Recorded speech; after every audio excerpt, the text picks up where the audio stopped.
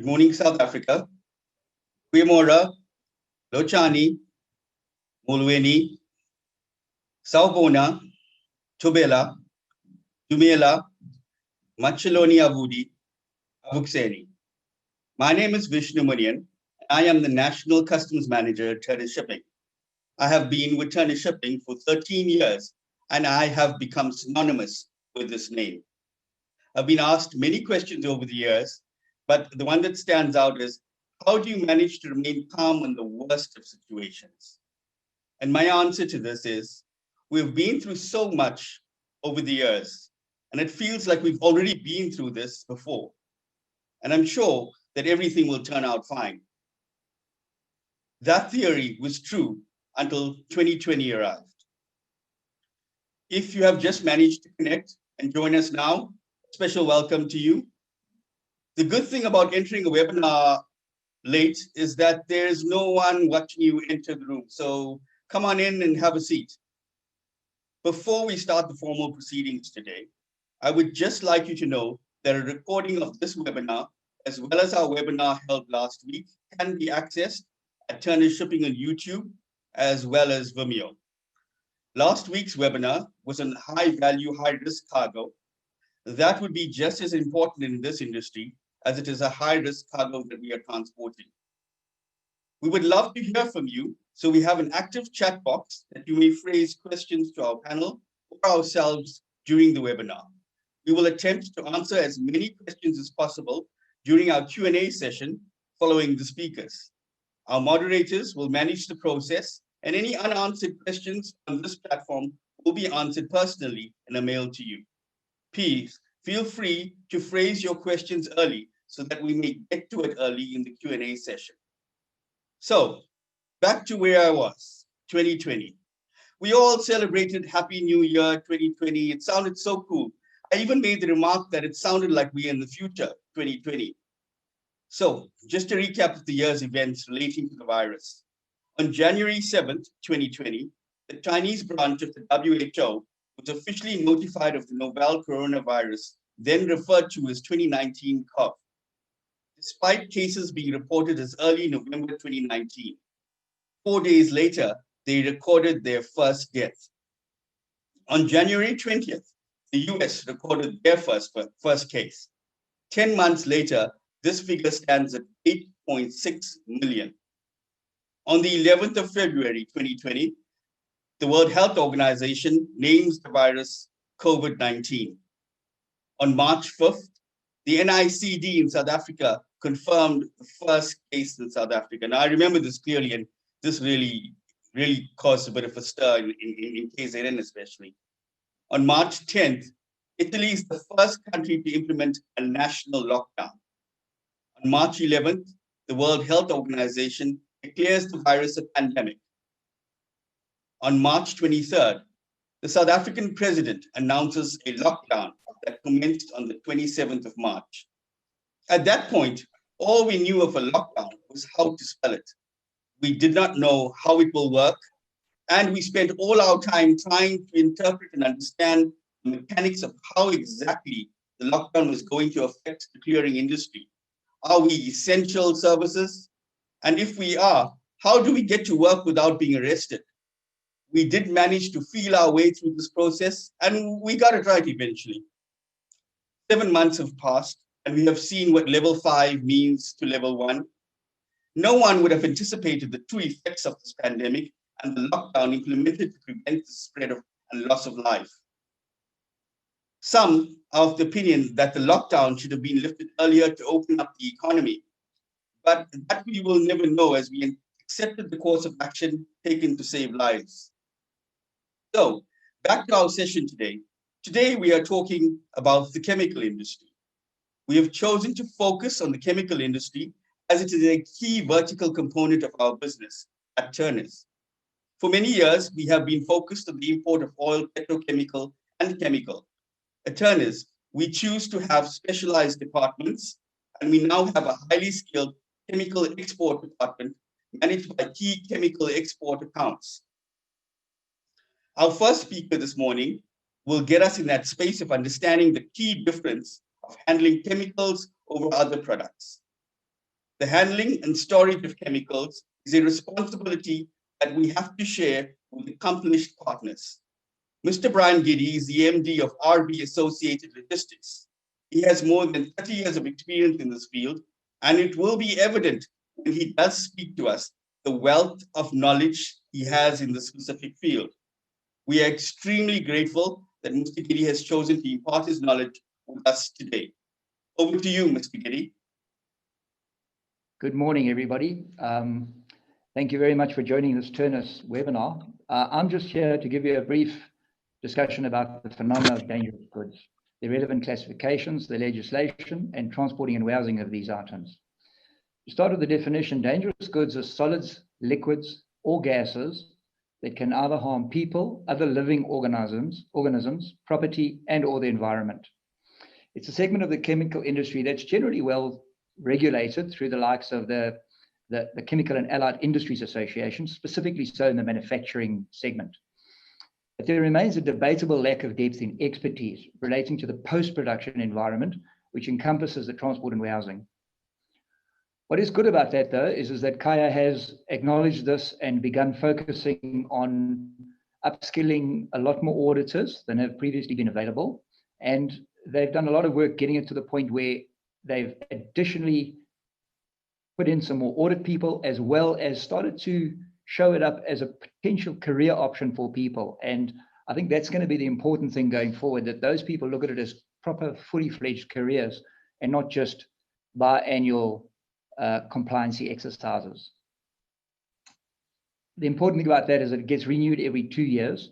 So if you've got a CAIA accredited dangerous goods transporter or warehouseman, you can rest comfortably knowing that they go through a stringent process and they are going to be held accountable regularly.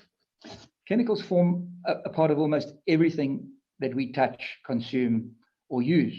And it's also often not a segment of the producer's product range that is entirely just dangerous goods. A lot of the people will produce some dangerous goods and some normal goods. But in these, there's a differing level of danger amongst the different types of products. So basically what we've got on the screen here is our classifications. Internationally, the classification chart covers 9 types of hazard, primary hazard specifically. You know, with the way that COVID has impacted the world of late, there must be an unprecedented and unexpected amount of medical waste being produced, which falls squarely in what you can see as a class 6.2, infectious substances. Thankfully, that's not in our realm, and we can only hope that there's going to be no shortcuts taken while maybe the industry catches up with that. Another factor that's had a lot of growth of recent is the alcohol industry. Yes, denatured alcohol is largely it for use in our sanitizers and that, but it has seen a major surge in consumption. What we sort of generally encounter in the normal course of business is a few general usual kind of classifications, and those are class 3, 5, 6, 8, and 9. You know, the others, class 1, class 2, the radioactives, etc., are more very, very specialized and have sort of niche operators that will operate in that realm. And it is that much more onerous. That's why it's such a niche. I think the important part about this is and what I'd like to convey during today is that there's a lot of common responsibility and obligation that dangerous goods bring upon those people who want to deal in them in any way, whether manufacture, sell, or transport.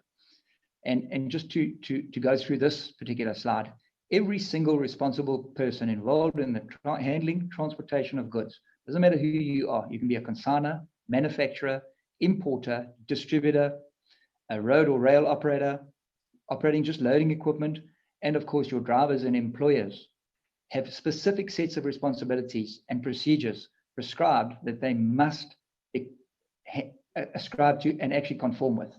And specifically so, these standards also dictate how goods are marked, packaged, secured, and transported. Just to give you an idea of the kind of complexity that revolves around it, there are no less than 9 odd standards, which each in themselves are very, very voluminous and very detailed and cover a very wide range of the kind of incidences and chemicals that they're going to encounter. What I'm going to cover briefly in this morning will be just 10228, 10229, and 10233. From 1518 downwards, they're really more directly related to the transport activity. Doesn't mean that there's no responsibility on the manufacturers or consignors. And consignor is an important term because often the manufacturer is pushing it through a clearing and forwarding agent who then takes the role of a consignor in terms of these SANS documentation requirements. What I've put here for you is a simple responsibility chart to try and indicate how many shared responsibilities there exist in terms of, if you want to put it in another way, legal liability at the end of the day when things really go pear-shaped, somewhat like the Chinese disastrous explosion a few years ago. You'll see right across there, it also gives you an indication of the complexity related to each and every journey. And remember that a lot of times the dangerous goods are not full truckloads because they're not produced in such large quantities. And it's also prudent not to run them and increase your risk, especially if it's a higher risk category. So as a result, each journey needs to have all these things contemplated. Yes, it can become second nature. Yes, it can become pretty routine. And that's probably the thing to watch out for, because that's when accidents start to happen and mistakes happen and incorrect disclosure and documentation happens. And the lightest impact of that is just weighbridges, fines, documentation issues, delayed deliveries, hysterical consignees and upset consignors, plus a lack of revenue in the transport segment as well. So it's important all of these things are taken into consideration. If we just look at the ones that are yes, the majority of all of these here. And a lot of the time in the industry, it seems to be abdicated down to a transporter to say, well, guys, you're the experts, you just do it. But it is important that all manufacturers and consignors understand their own obligations with regards to dangerous goods traffic as well. Coming specifically more to the classifications of the 9 hazards, there's also a packing group designation which gets given to them, and that relates to the severity of risk contained in that. If we look at them, they've got 1, 2, and 3. Very simple, very straightforward. Sometimes people get a bit confused about the order, but 1 is always very high. 1, you run. Not hopefully, but it means that you need to put together a high strength packaging to convey those types of goods. Medium, you can put a medium strength packaging onto it.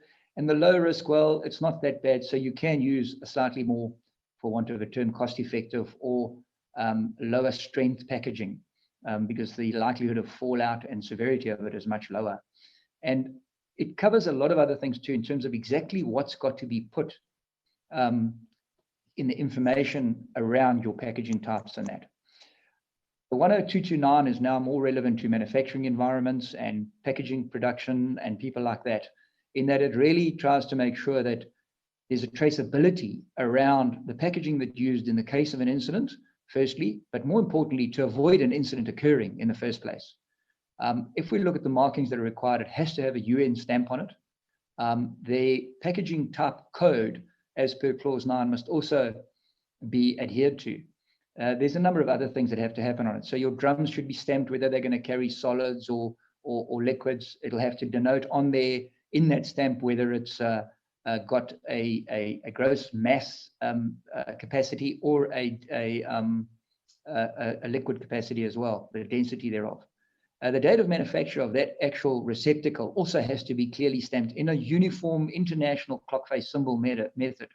And then, of course, that's just the packaging material itself. Then you come down to once you start filling it, and the labeling criteria are very, very important. And they're relied upon not only by the manufacturer or the consignee and the eventual buyer of the product and user, but then the transport operations that are going to run it rely on that labeling quite heavily, because there's no way we can discern what's possibly dangerous or not just by virtue of a product name. A lot of people will have exactly very, very similar products of the same HAS class, but with totally different names. The labeling has to show your shipping name, your UN number, the class diamond, and also any subsidiary risk that might be in there. When we talk subsidiary risk, we speak about the fact that things can be, for example, a flammable liquid, but in addition to that, it's toxic. which means that it's got to display both types of hazard that's presented by this product should something go wrong.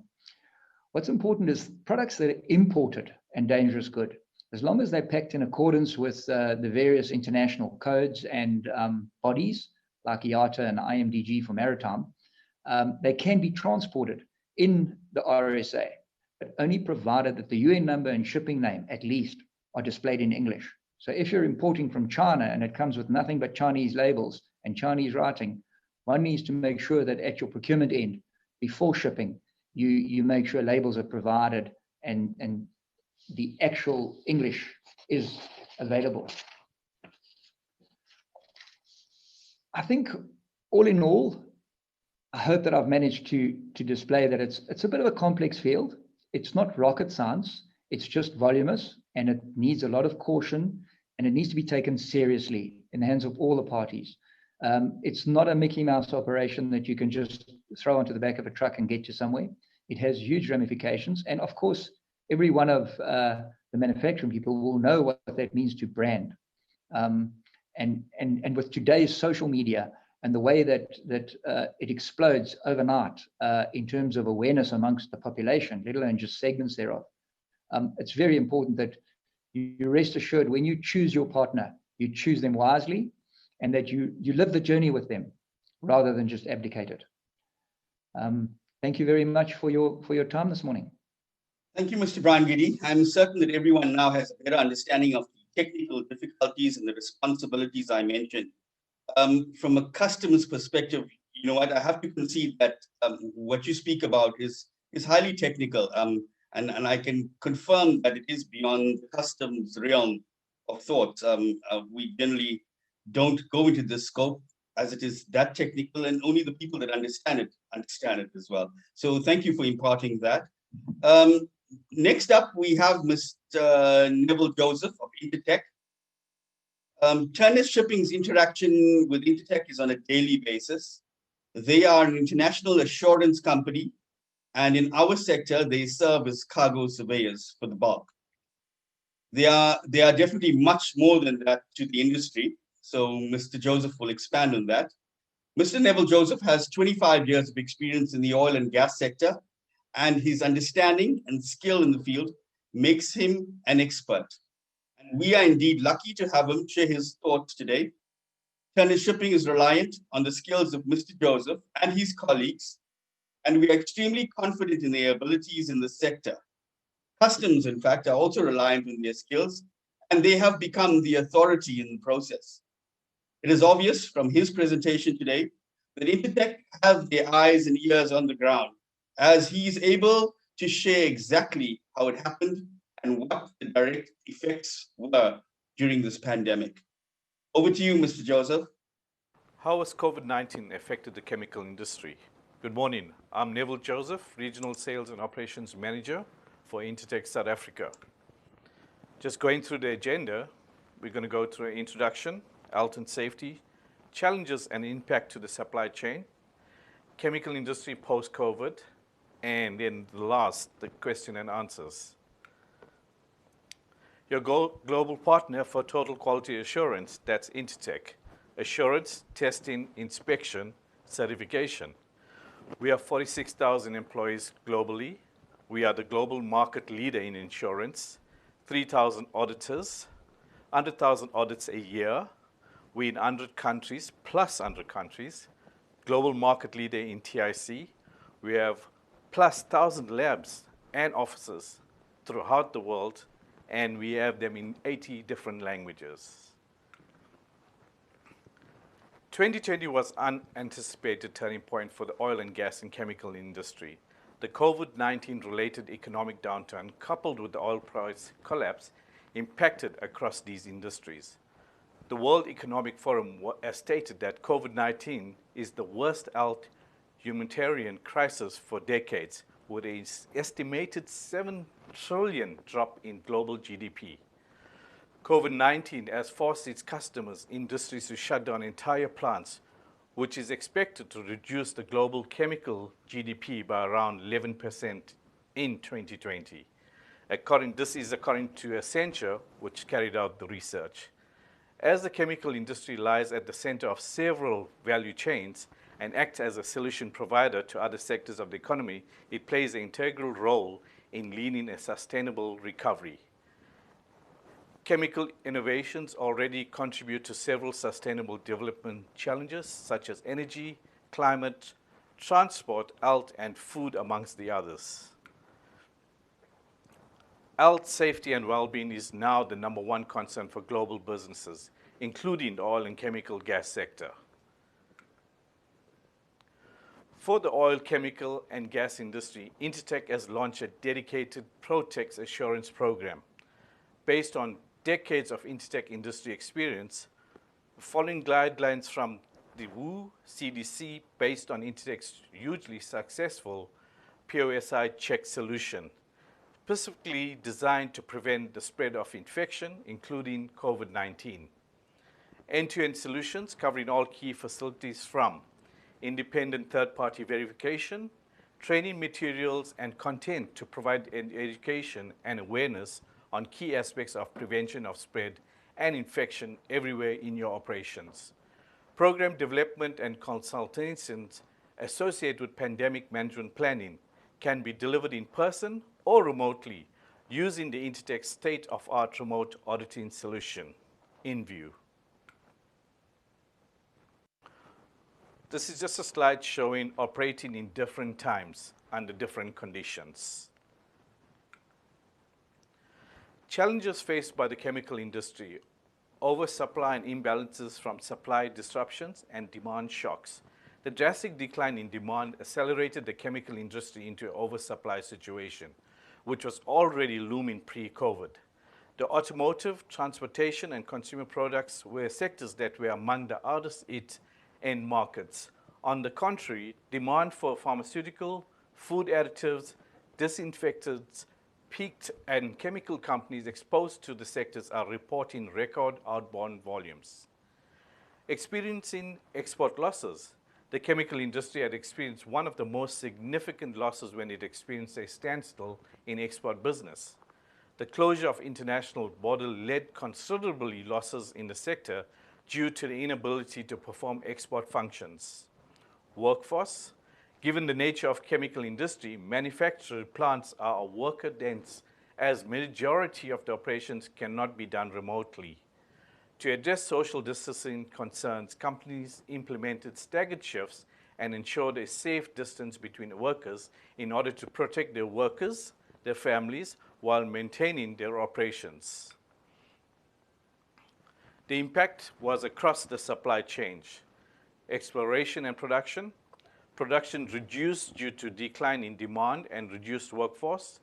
Demand of raw material was significantly impacted, the output due to decreased economic activity.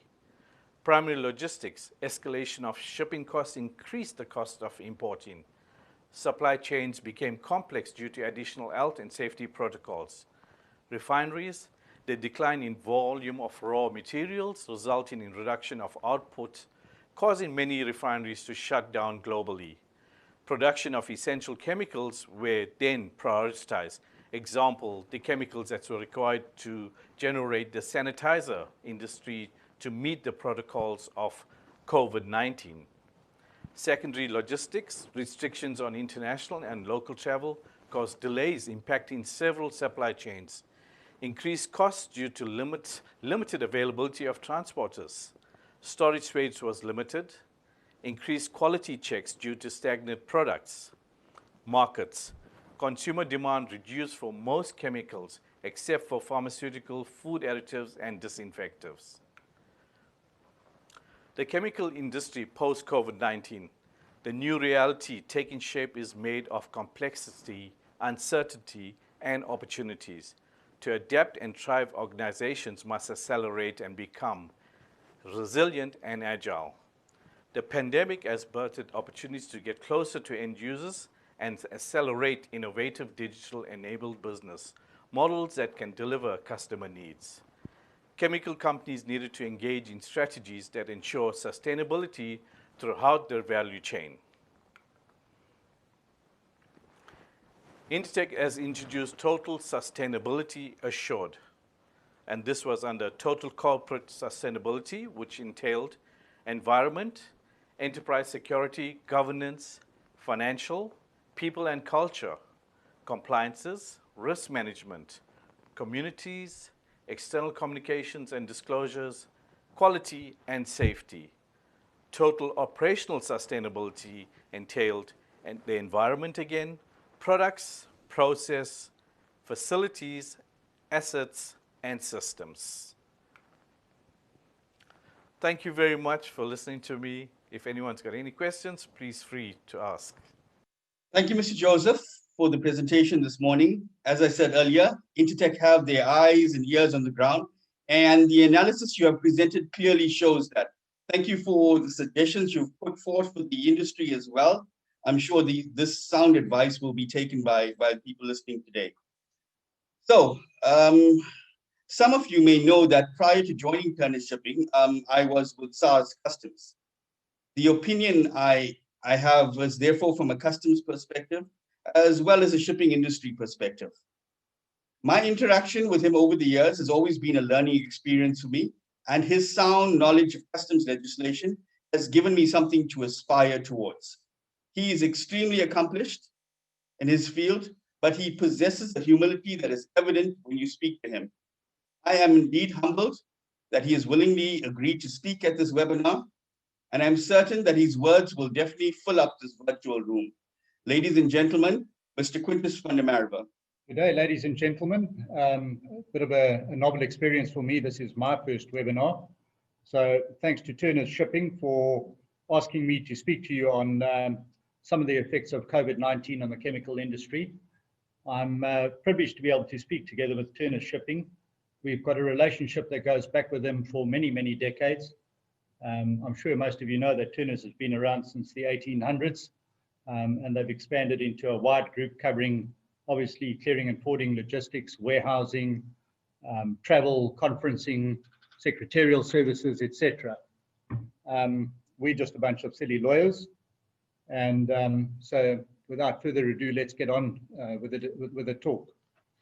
What I'm going to try and do is address a couple of different aspects of COVID. The first is the legal effects. Then I'm going to go on and just look at some of the main impacts, which are really just, I suppose, common sense, and all of you will be aware of them. We've done a survey specifically with the chemical industry in mind. And we've also found Deloitte and PwC have both done surveys on the chemical industry specifically. And then to end off, perhaps just to touch on how has this affected business. In other words, what are the changes in business and the likely changes that we're going to be looking at? We're already several months into COVID. Presumably it's softening. And suddenly worldwide, we see that there's a resurgence of COVID. So this is by no means over, and we need to be aware of how it is going to affect us in the future and how it's affected us in the past. So looking at the legal effects, what's happened is that we've got a national state of disaster that's been declared. The initial strict lockdown period under level 5 has softened over various months. But you'll recall that in the beginning, people were literally constrained to stay at home. Most businesses literally closed down, and it was only essential goods and essential services that were allowed. What that gave rise to is a lot of contractual disputes. So you had people, for instance, that ran manufacturing or warehousing that suddenly couldn't make use of their facilities. A lot of them had leases with landlords. They still had to try and pay staff. And the result is that they were suffering great financial hardship. And suddenly every single lawyer in town, in fact, every single lawyer worldwide, was being asked to comment on force majeure, which is really a contractual term, or under our common law, what is known as supervening impossibility of performance. And what this basically says is where it is impossible for a party to perform, where there are circumstances beyond your control, an act of God or some nature, something like a flood or an earthquake or something that makes it simply impossible to perform. then you are excused from your contractual obligations. And obviously COVID, which is a worldwide pandemic, has been regarded widely to be such an event. The other thing that has changed dramatically for all of us is, apart from people working obviously remotely and having to work on shifts, is the workplace regulatory framework has changed dramatically in the last months. So where people are coming back to work, there's strict protocols that have to be followed. And what's probably going to start happening is the authorities that are in charge of these protocols are going to start doing inspections, and there'll probably be fines and whatever in the future. So everybody has been taken by surprise. They've now made you get all these things in place, but there's no question that they're going to start checking to see whether all these things are in place. So the shifts, making sure that people are working in isolation, the necessary sanitization, etc. For most businesses, and I think that the chemical industry, like many of those that are related to manufacturing, either their products are sold to manufacturers or to retailers, the restrictions on logistics have been a huge problem. Initially, there was a complete breakdown in logistics. The ports were congested, goods simply weren't moving. Even essential goods were a major issue to try and get them out of the ports. There was a lot of confusion in the law as to what was meant by the restrictions. So as it went from level 5 down to level 4 to level 3, you had various authorities, and we'll discuss it further, that were looking at the different ways that these rules should be implemented. Then obviously there have been rebate provisions. There have been rebates on duty and VAT, especially on essential services. There's obviously been certain tax relief, and there have been government grants. TERS, the Temporary Employment Relief System. So some businesses have been able to try and utilize these.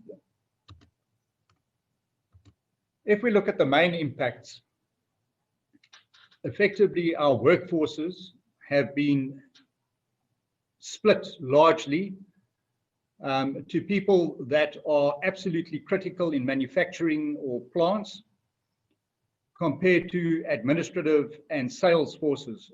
You'll find that the latter two are largely working from home, and people are trying to limit the number of people that are actually having to attend at workplace.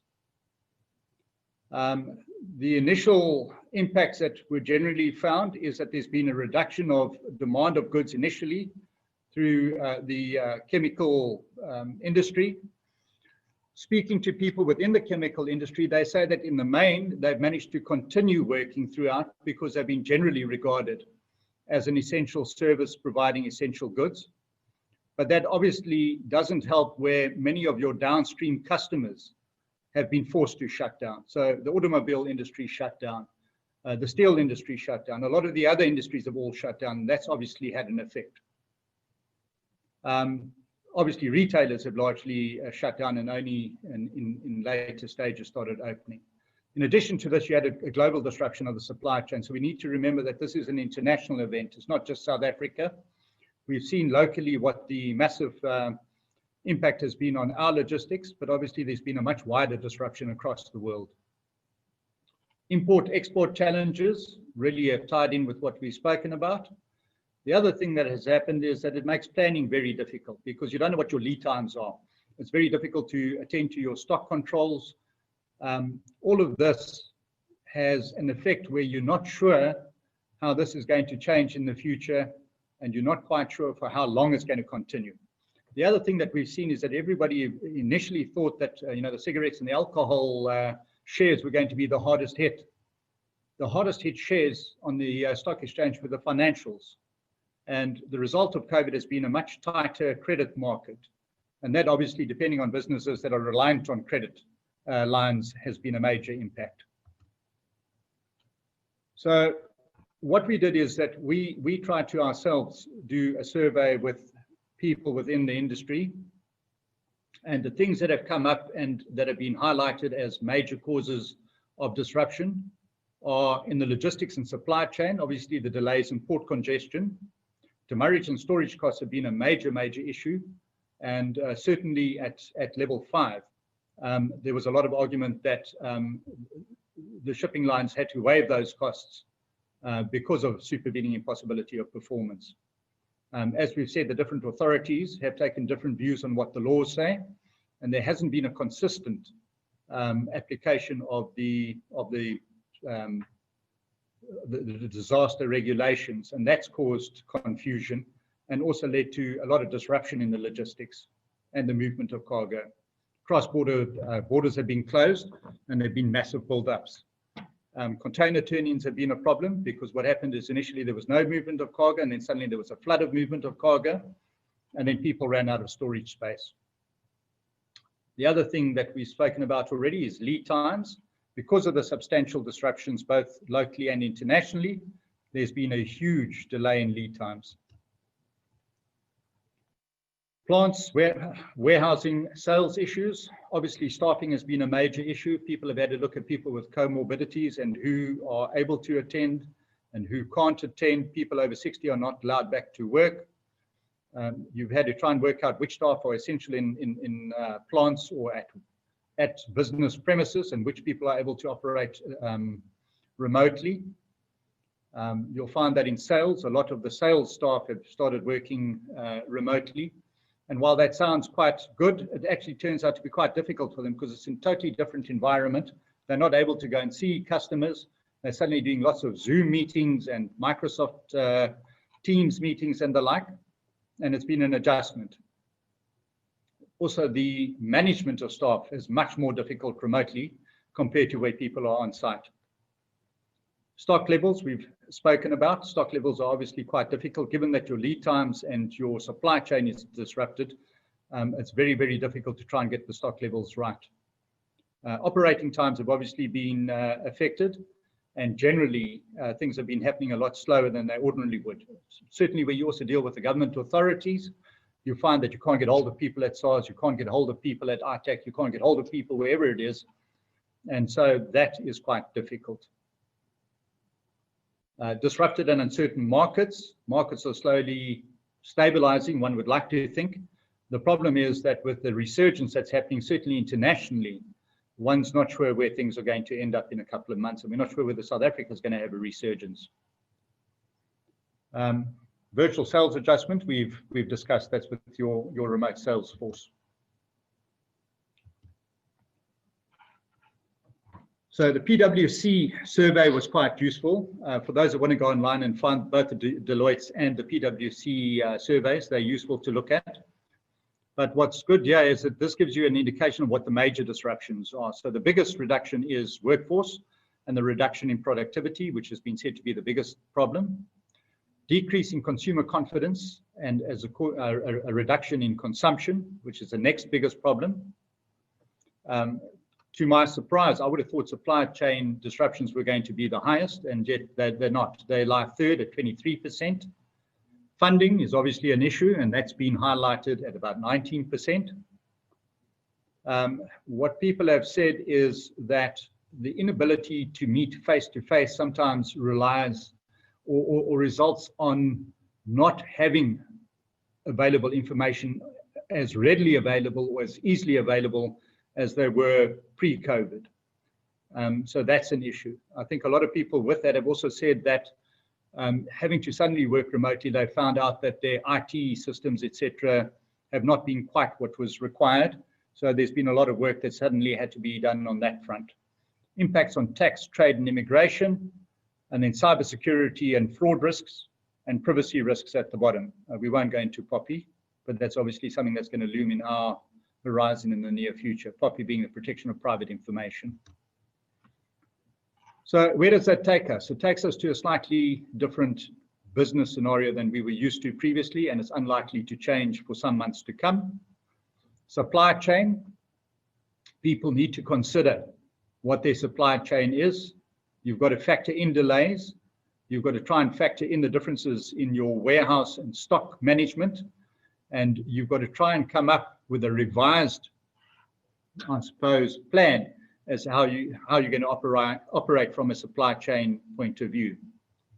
Finance, I think finance is probably opening up a bit more, even though banks have got a lot of staff working remotely. But obviously that's going to be key in a sort of economic environment where the economy worldwide is slow, cash flow is going to be key, and it's absolutely imperative that people look at their finance, look at their cash flow, and make sure that they don't get into trouble there. There's obviously a huge focus on health and safety. Some of that is just common sense and employers' general regard for the well-being of their people, but a lot of that is regulatory. In other words, it's statutory, and we are compelled to comply. And that certainly is not going to go away for some time. Remote and digital sales channels. In this new world, there's no question about it, that there's going to be an increased remote and virtual sales taking place, as opposed to the old days where you would go and see customers. Certainly on the international front, it's simply impossible to travel internationally efficiently.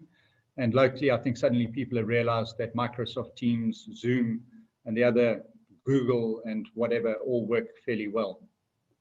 Remote workforce, obviously people need to try and work out new planning strategies to try and make sure that one is going to look at your remote workforce and make sure that they are operating efficiently, being that one of the largest problems that have been found in the surveys is the fact that there is an inefficient workforce and a lot of time being lost. The last buzzword is PPE. So that certainly is one of the things where everybody's taken a buzz, making of sanitizers and all the protective equipment that's required by COVID. Certainly the chemical industry, there's some possibility and some opportunity there. And that brings us to the brief end and a quick overlook of COVID and its effect on the chemical industry. Thanks very much for your time. Thank you, Quintus, for giving us your time this morning. I'm certain that everyone joining our webinar appreciates the knowledge that you have imparted and the challenges that are facing the industry. Before we go into our Q&A session, I'm just going to allow you some time to add your question to the Q&A box.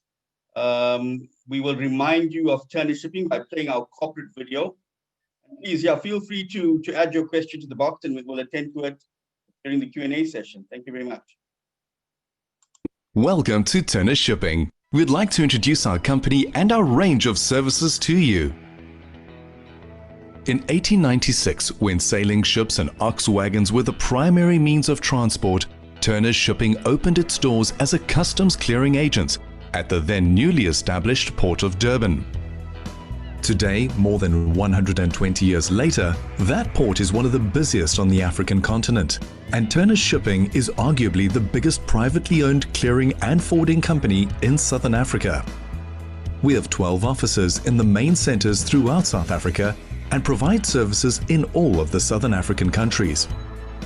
In partnership with BDP International, we also provide logistics solutions to clients on a worldwide basis.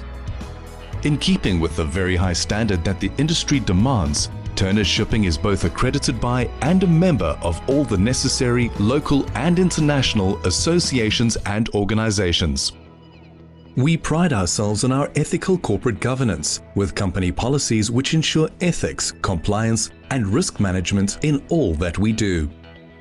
Our IATA-approved air freight facility allows for service delivery to and from all the major airports on a national and worldwide basis.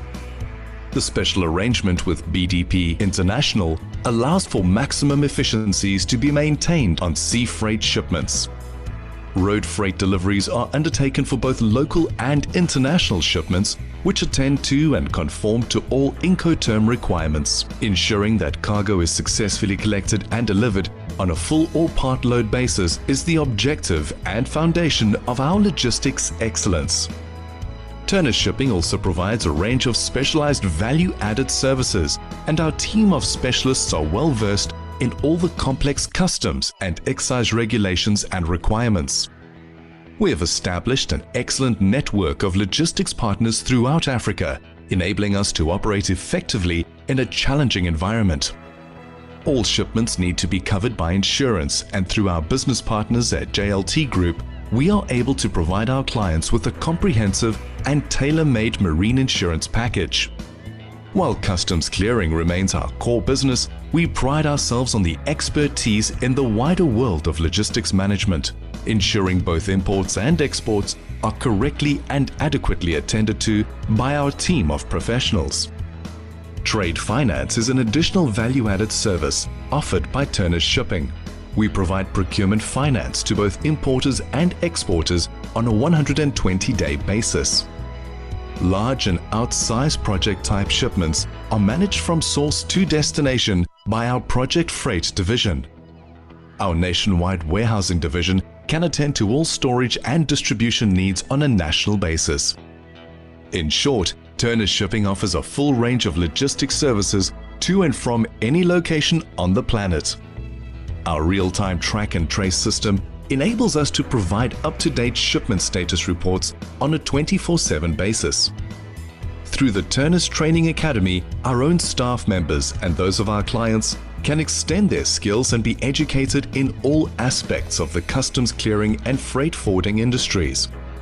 We readily embrace sustainability and contribute to efforts as we look forward to a greener planet. Turners Shipping's promise to clients is to ensure that we always meet their requirements with industry professionalism and service excellence. We look forward to providing logistics management solutions for you. Thank you very much. Back everyone for our Q&A session. I see people are slightly shy, so there's just a few questions we're going to go through. The first question is for Mr. Brian Giddey. At the start of the pandemic, what measures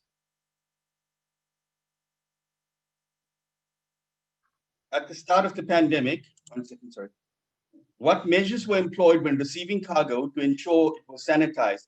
This question is phrased in line with certain legislation that stated cargo needed to be sanitized. Maybe you can divulge what a practical way of doing this was. I think when we saw the legislation, it didn't seem very practical at that point in time.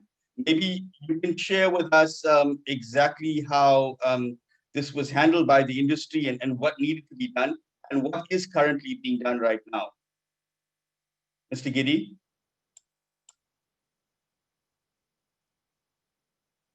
Morning, Vishnu, and everyone else. I'm actually on a very poor connection overseas at the moment, but I have put an answer through into the Q&A box. Okay. I've typed it through to Jill. Thank you very much for everyone.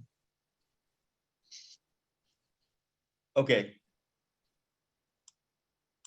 You just want to recap that, Brian? Generally, yeah. I'll try and see if this comes through, but No, you're perfectly clear. You're perfectly clear. Oh, great. At the beginning, with everything getting stalled and the focus being specifically onto just essential goods, what we found that was imports, exports ran into a hiatus, and there was a huge confusion about where it was going to end up in the port. And after a while of that, with the essential services relaxation, we were able to unpack and pack exports across the industry. Specifically so because the wise men that were monitoring this situation understood and realized and made us all believe that the virus won't survive in sea freight containers or in the hold of a break bulk vessel based on the duration of the voyage normally and also of the heat generated inside those containers during that duration. So we were quite lucky that the PPE best practice scenario, we applied. A lot of people put in their spray tunnels, which later on they realized needed a specific type of sanitizer and not an alcohol-based one because of damage to eyes, etc., that might have been created. So it's basically been a PPE factor, and then of course splitting of shifts so that if there was an infection, we were able to continue operating. Brilliant. Thank you very much, Brian. Thank you for that. Our next question is for Neville. Neville, you're online.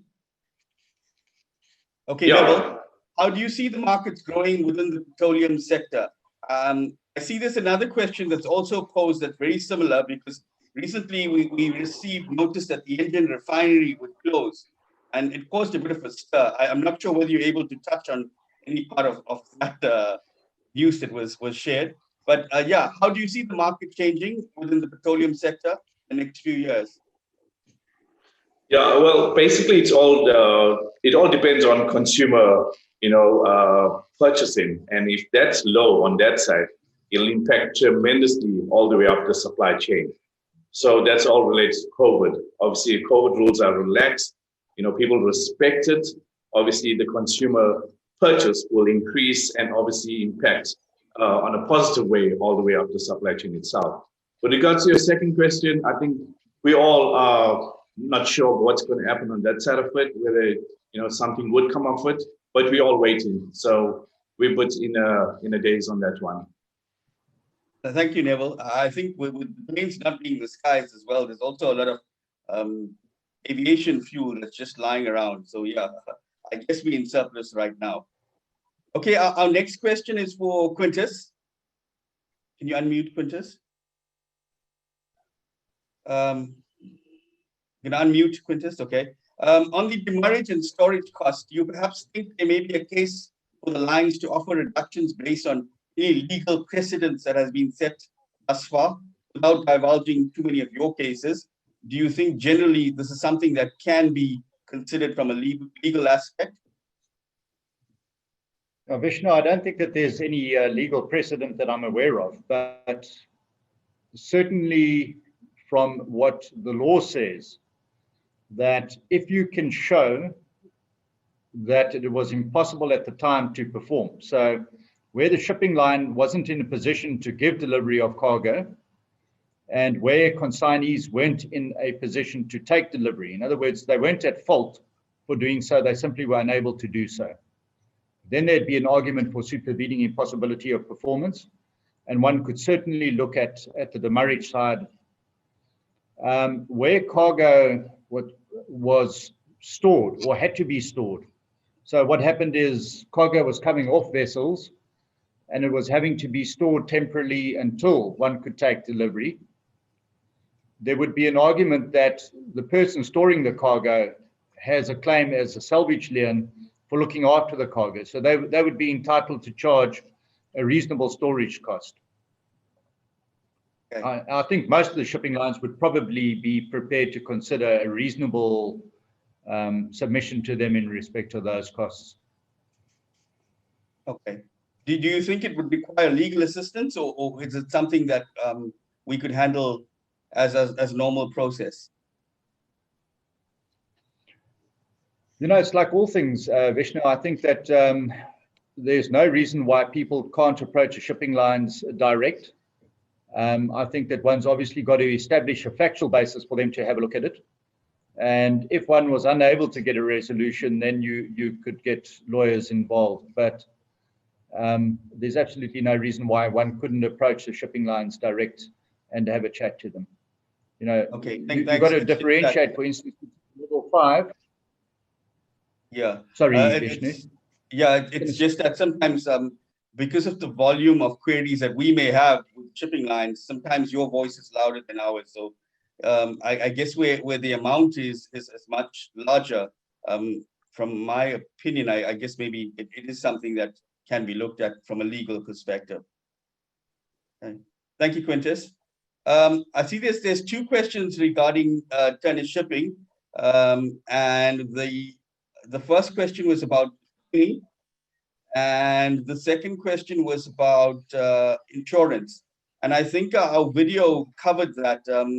TTA is covered in our video and our corporate video, and TTA is able to offer training on any aspect of the business, be it clearing or forwarding. And then we have our marine insurance division, which you can actually go onto our website and inquire about directly. It is a service that we do offer. Okay. So guys, we're at the end of our webinar. Thank you, Turners Conference, for arranging this webinar.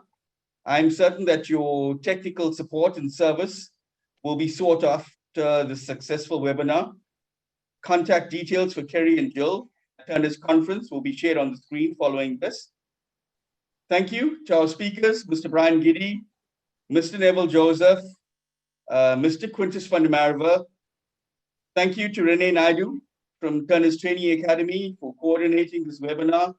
And a special thank you to everyone joining us this morning. Goodbye and see you soon for our next webinar.